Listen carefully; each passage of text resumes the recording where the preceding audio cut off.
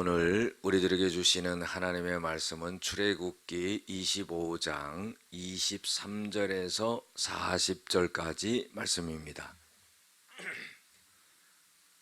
너는 조각목으로 산을 만들되 길이는 2규빗, 너비는 1규빗, 높이는 1규빗 반으로 되게 하고 순금으로 싸고 주위에 금테를 두르고 그 주위에 손바닥 넓이만한 턱을 만들고 그 턱 주위에 금으로 테를 만들고 그것을 위하여 금고리 넷을 만들어 네 발 위에 네 모퉁이에 달되 턱 곁에 붙이라. 이는 상을 맬 채를 꿰를 곳이며 또 조각목으로 그 채를 만들고 금으로 싸라. 상을 이것으로 맬 것이니라.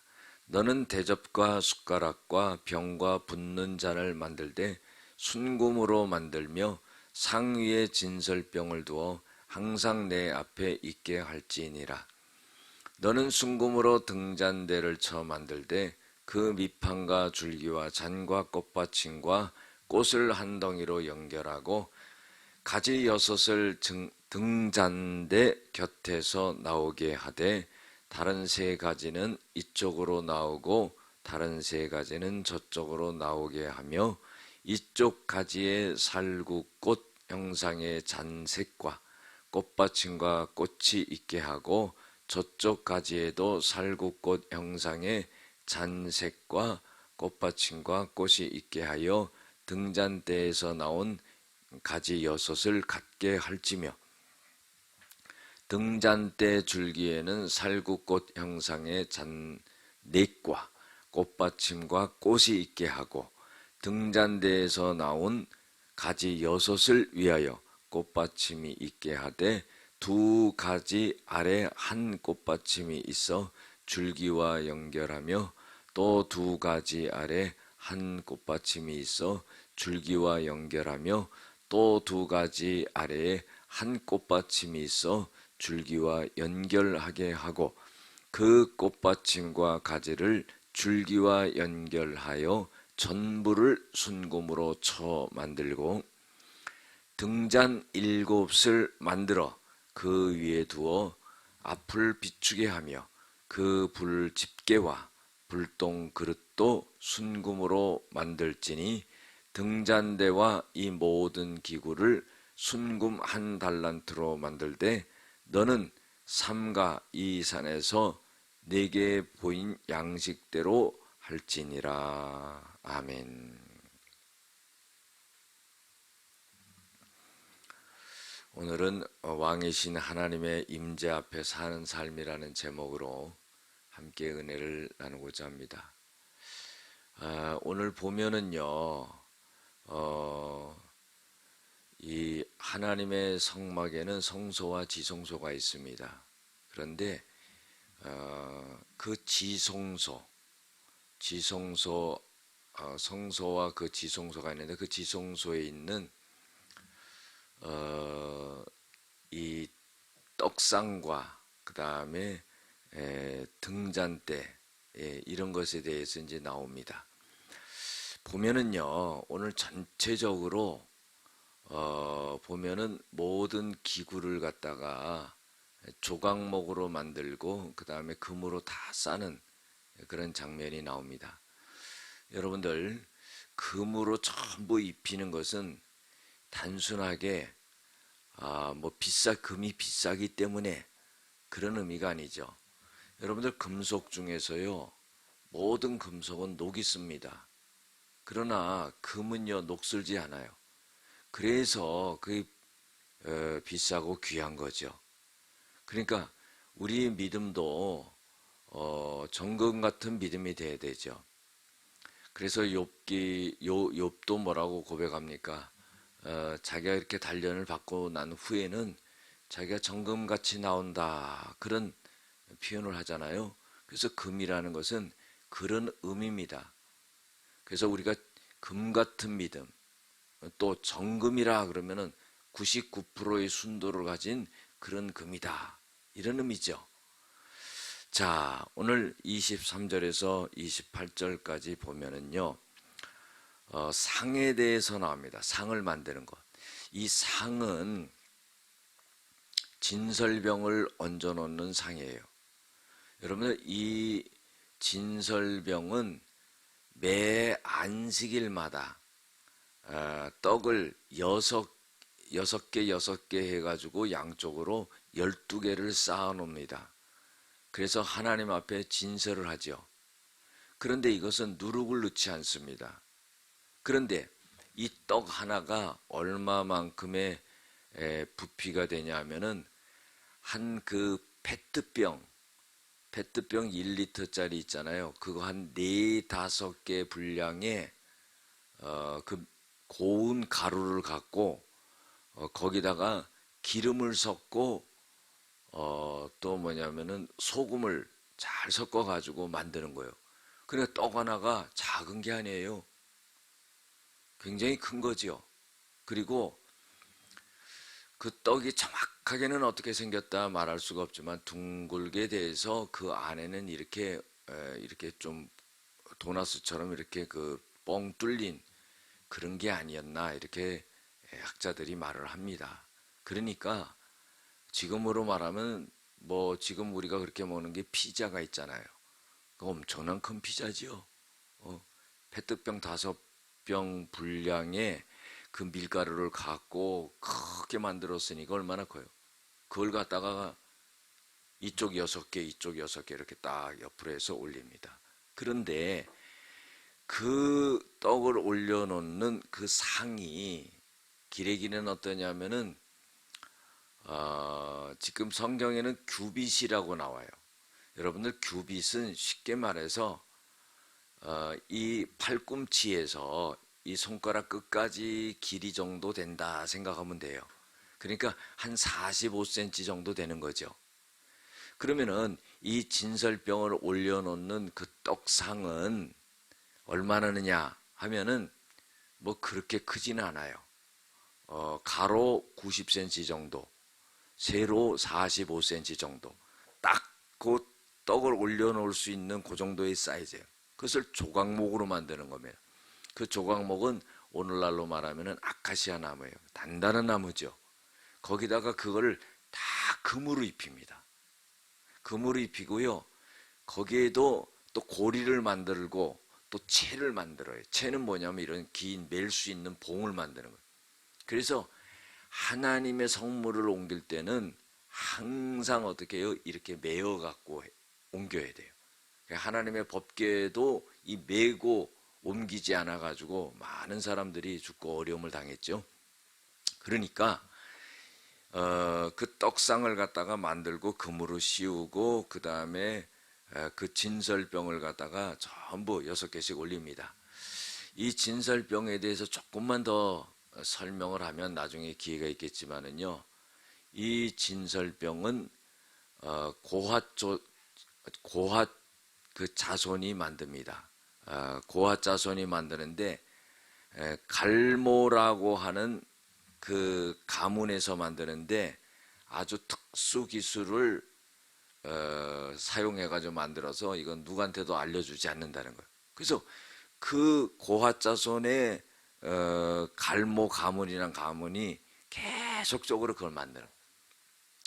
여러분들 한번 생각해 보세요. 그것만 하는 거예요. 그러면 우리도 어떻게 보면은요, 하나님의 일을 자기에게 맡겨준 거 그것만 잘하면 돼. 또 전부 잘할 수 없잖아요.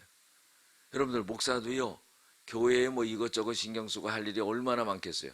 근데 주된 임무는 하나님 말씀 전하는 그것만 또 잘하면 되는 거예요.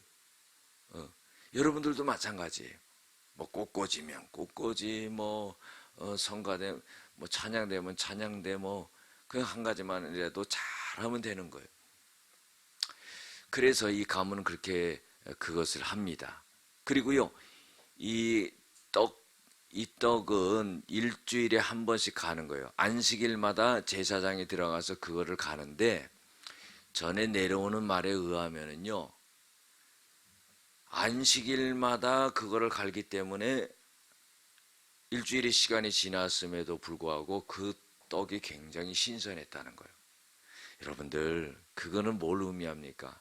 하나님의 은혜가 아니겠어요? 그 떡은 이스라엘의 12지파를 형성하는데, 아니 일주일마다 갈 때 그 떡이 그냥 썩고 쉬고 냄새가 났다 그러면은요 별로 안 좋잖아요. 근데 아주 신선했다는 거예요. 이것은 하나님이 그렇게 12지파를 갖다가 보호해 주신다 하는 그런 의미가 있는 겁니다. 그런데 사실 여러분들, 이 진설병을 하나님 앞에 드리는데 이것을 어찌 생각하면은 이스라엘의 12지파가 하나님을 봉양하기 위해서 이걸 드린다, 이런 생각을 할 수도 있는데요. 그것이 아니라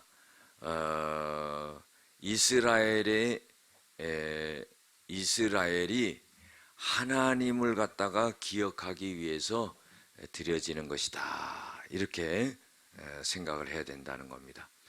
그리고 그것을 떡을 갈고 나면은 그 떡은 성전 뜰에서 누가 먹냐 하면은 제사장과 그 자손들이 그것을 먹어요. 다른 사람들이 못 먹습니다. 그러니까 여러분들 한번 생각해 보세요. 제가 생각할 때는요, 구약의 제사장이 지금 현재의 그 목사인데 좋은 점도 있고 나쁜 점도 있다, 이런 생각이 들어요. 만약에 목사가 구약에 태어났으면 제사장 격이거든요. 그러면은요, 안 좋은 점은 뭐냐면 맨날 짐승을 잡아야 돼. 여러분들, 피를 손에 떠날 일이 없어요. 맨날 양을 잡고 소를 잡아가지고 그거를 피를 묻혀서 제사를 드리고, 이것도 힘든 거예요. 제사의 업무를 하기 때문에 제사장이지, 그렇지 않으면은요, 잡아먹는다고 생각하면 그 백정 아니겠습니까? 여러분들은 한 번도 그런 생각 안 해봤지요? 저는 그런 생각을 해봤어요. 아니, 제사를 드리는 제사장이 아니라고 그러면은 백정이에요. 그 얼마나 힘들겠어. 그렇죠? 근데 또 좋은 점은 뭐냐면은 제사를 드리면은요 항상 제사장의 몫이 있어. 그러니까 제사장도 자기 자신이 하나님 앞에 제사를 드릴 때는요, 다른 일반 백성 같으면 소나 양이나 뭐 또 비둘기나 뭐 이런 걸 하는데, 제사장은요 소를 드려야 돼요. 많이 드려야 된다. 뭐 있어야지 드리지. 그런데 항상 제사를 드리면은요 제사장이 몫이 있어. 그러니까 우리가 오늘날도요 잘 생각해 보면은 구약의 그 제사를 오늘날 신약으로 예배를 생각해 보면은 모든 제사에는 예물이 있듯이 모든 예배에는 예물이 있어야 되는 것이 맞는 거예요. 그런데요, 보세요. 구약의 제사를 드리고 나면은 그 다음에 제사장의 몫이 있듯이, 여러분들, 그러니까 제사장이요 가난하게 살았겠습니까? 부유하게 살았겠어요? 가난하게 살질 않았어요. 제사장은 가난하게 살질 않았어요. 항상 제사 드리면 몫이 있기 때문에. 그렇기 때문에 제사장이 자신을 위해서 제사를 드릴 땐 소를 드려야 되는 거예요.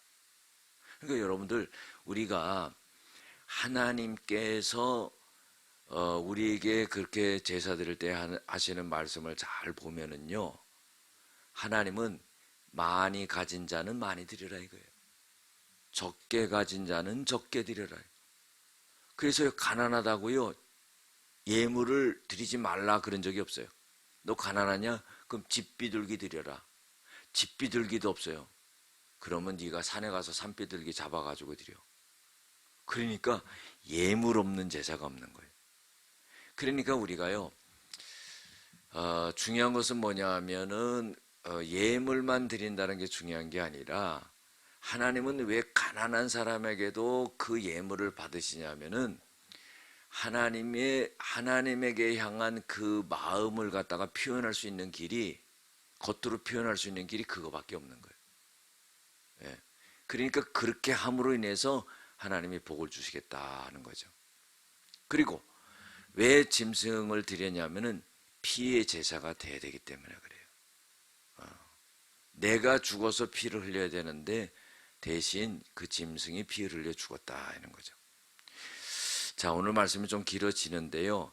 하여튼 오늘 진설하는 그 상은 조각목으로 만들고 또 금으로 다 씌운다 하는 거예요.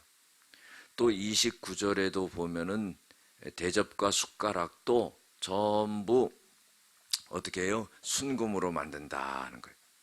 또 31절부터 39절까지 보면 31절에 보면은 등잔대도 순금으로 만든다 하는 거예요. 33절부터 39절까지도 보면은 모든 기구도 다 순금으로 만든다는 거예요. 그러니까 여러분들, 우리가 하나님 앞에 나와서 예배드리고 하나님 앞에 하는 모든 것은 정말 불순물이 섞여 있지 않는 순금과 같은 믿음의 자세로 해야 된다는 것을 의미하는 거예요. 그러면은요, 하나님은 우리에게 대하여서 변하지 아니하시는데 우리는요, 하나님에게 대해서 마음이 많이 변해요. 예를 들어 볼까요? 내가 어떤 큰 문제가 있어요. 죽을 일이 생겼어요. 그러면 하나님께 기도합니다. 하나님, 요 문제를 해결해 주시면은 내가 하나님 앞에 요렇게 살겠습니다. 문제가 딱 해결됐어요. 그런데요, 그거 마음 변하는 거 몇 개월도 안 걸리더라고요. 거의 그렇게 변합니다. 거의요. 그 절박했을 때와는 다르게요. 한 달도 안 걸려요. 싹 잊어버려요. 여러분들, 하나님의 은혜를 그렇게 잊어버리면 되겠어요? 그래서 하나님은요, 정금 같은 사람, 그 마음을 변치 아니하는 사람, 세상 사람이 볼 땐 좀 부족하게 보여도요, 하나님 그 마음의 중심에 그 정금같이 변하지 않는 사람, 그 사람을 하나님이 끝까지 붙들어 쓰는 거예요. 그래서 우리가요, 하나님에게 붙들려서 굉장하게 대단하게 쓰임받은 사람들이 나중에는요, 자취도 없이 없어져요. 왜 그런 줄 아십니까? 하나님에게 약속을 지키지 않았기 때문에 그래요. 여러분들, 그래서 우리는요, 항상 하나님 앞에 하나님의 말씀 속에서 하나님과 약속한 것을 늘 기억하면서 지켜나가야 돼요. 그래서 제가 볼 때는요, 우리가 기도하는 것도 마찬가지예요. 하나님 앞에 기도를 하는데, 기도하는 게 뭐 맨날 달라지나요? 새벽마다 나와서 기도하는 기도가 똑같아. 그러면은요, 똑같은 기도를 맨날 왜 이렇게 똑같이 또 할 필요가 있겠느냐? 그런 생각 한번 안 해봅니까? 똑같은 기도를 똑같이 하니까. 아마 다른 기도를 한다면 매일 해야 되지만은 우리 기도하는 거 똑같이 하거든요. 가만히 생각해 보세요. 그 똑같은 기도를 안 하면은요, 자기가 하나님에게 약속한 걸 잊어버리고요, 자기가 뭘 구해야 될지도 잊어버려요. 자기가 생각하지도 않고 마음에 담지도 않은 거를 갖다가 하나님이 그냥 응답하시겠어요? 네가 구해야 되는 것을 네가 까먹지 마라. 그리고 그것을 갖다가 마음에 담고 나한테 기도하는 걸 잊어버리지 마라. 그리고 내가 너에게 응답한 것을 기억해라. 그리고 네가 소원한 것을 지켜라. 이런 깊은 의미가 있는 거예요. 그러니까 여러분들, 잊어버리면 안 되는 거예요. 그러니까 하나님 앞에 항상 하나님을 생각하면은요, 그런 걸 잊어버리질 않는데, 하나님보다도 더 비중이 큰 것에 세상에 있으면은요, 그냥 문제만 있을 때만 매달리지, 문제 해결되면은요, 그냥 세상으로 가버리는 거예요. 이게 얼마나 큰 문제인지. 그게 정금 같은 거. 오늘도 다 모든 기구를요, 다 금으로 만들어 놓는 거예요. 여러분들, 우리가 정금 같은 믿음 될 줄로 믿습니다. 변하지 말아야 되는 거예요. 마지막 절 40절에 보면은 하나님께서 말씀하신 대로 다 만들어야 된다는 거예요. 자, 보세요. 너는 삼가 이 산에서, 이 산은 신의 산에서 하나님이 모세에게 말씀해 주신 거죠. 너에게 보인 양식대로 할지니라. 그러니까 하나님이 말씀도 하셨지만은 보여줬다는 거예요. 그러니까 여러분들, 여기도 뭐 등잔대 만들고 이걸 다 지금 말씀으로 기록했지만은요, 이거 읽어보면 뭐 모양이 나옵니까? 안 나오죠. 그런데 그림을 한번 딱 보면 어떻게 해요? 이렇게 되는구나. 알지요? 나중에 기회가 있으면 한번 보게 될 겁니다. 그것처럼요, 하나님은 모세에게 딱 보여주고 또 그 그림을 보여주면서 요건 요렇고 저건 저렇다 하면서 전부 자세하게 설명을 해준 거예요. 그렇게 해줬는데요, 하나님이 그렇게 설명해 주고 보여줬는데 자기 마음대로 따라게 만들, 아유 요건 요렇게 만들면 이쁠 것 같다. 그래서 그렇게 하면 안 된다는 거예요. 그러니까 여러분들 뭐냐면은 우리도 신앙생활 할 때 요렇게 하는 게 신앙생활 잘하는 것 같아. 그게 아니라는 거예요. 이렇게 하면 신앙생활 잘못하는 것 같은데 그게 아니라는 거예요. 하나님이 말씀하신 대로 하는 게 잘하는 거예요. 기도하겠습니다. 하나님 아버지, 우리가 전금 같은 믿음이 되어질 수 있도록 도와주시고 하나님의 말씀하신 대로 살아가는 저희들이 되어지게 하여 주시옵소서. 새벽에 나와 기도하는 하나님의 자녀들을 기억하여 주시고 긍휼과 자비와 은혜를 베풀어 주시옵소서. 마음에 품고 기도하는 제목에 역사하여 주시고 하나님의 살아계심을 나타나시고 늘 동행해 주시옵소서. 감사드리오며 예수님의 이름으로 기도드렸습니다. 아멘.